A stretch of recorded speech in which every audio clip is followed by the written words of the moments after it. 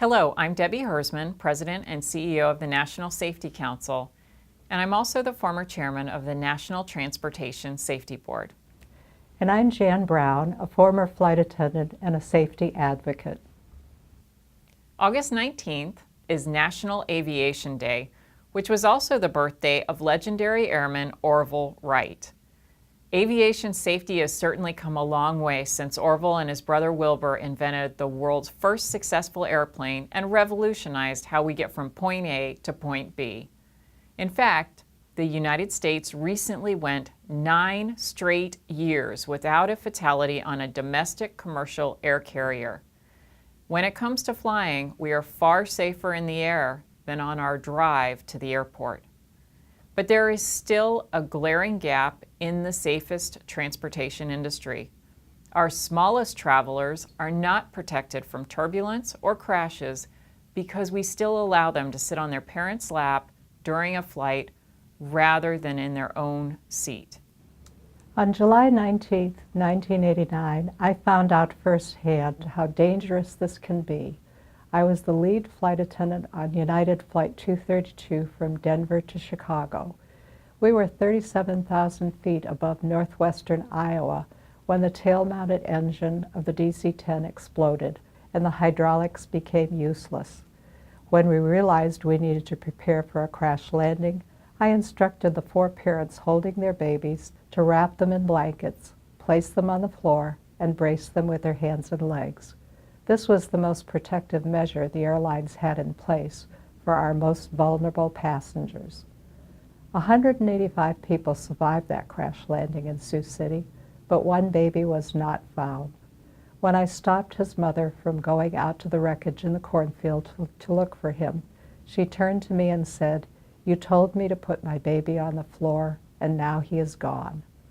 Right then, I knew I was going to live with that for the rest of my life. I told her it was the best thing to do, but I knew it needed to be changed. 29 years later, it still hasn't changed.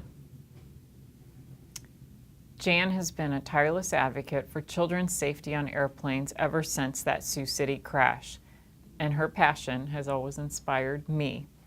One of my biggest personal regrets from my time at the NTSB was not being able to change FAA policy and end the practice of lap-held children on flights. I haven't stopped advocating for this change, though. In recognition of National Aviation Day, the National Safety Council is again calling on lawmakers and regulators to require all children on commercial airplanes to have their own seat and be properly restrained in an FAA-approved child safety seat during the whole flight.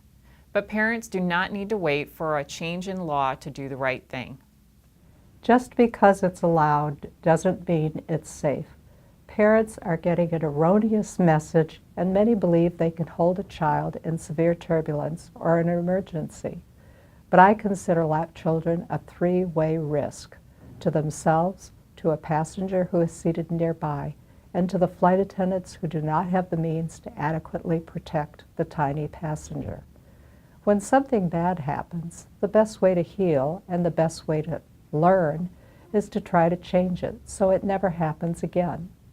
While I hope to see the day when the FAA changes its policy, I hope parents will take the issue seriously and spend the extra money to put their children in their own seat, where they're buckled in and secured just like every other passenger. We've come so far since those first Wright brothers flights. It is deplorable that we cannot close this very important safety gap. We secure our luggage, coffee pots, and laptops on every flight. Why not our most valuable and precious cargo?